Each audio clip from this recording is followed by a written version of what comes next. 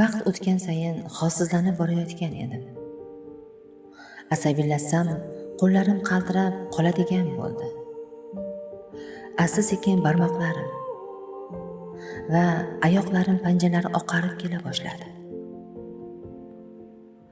3-bosqichda 10 kuncha o'qigach, Qorovul bozorga paxtaga ketdik. Sal-pal yurakka shamol tekkandek bo'ldi.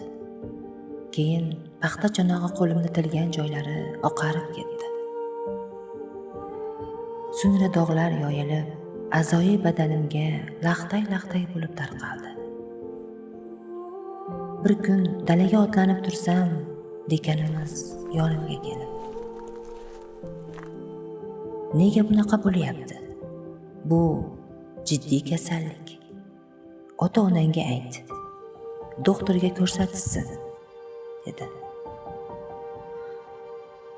"Xo'p, aytaman", dedim-u kimga aytishimni, kimdan najot kutishimni ko'z oldimga keltira olmasdim. Aslida yaqinlarimdan yiroq yurish menga ma'qul edi. Ularning vahimali kuyunchakligi, shafqati meni zada qilgan. Ayniqsa to'zg'ib borayotgan chiroyim bilan onamni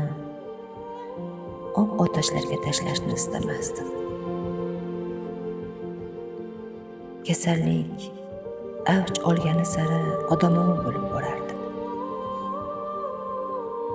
Sababi ayon, hamma ustimdan kulayotgandek, rahmi kelib achinib qarayotganlar ham ich-ichidan mamnundek tuyular.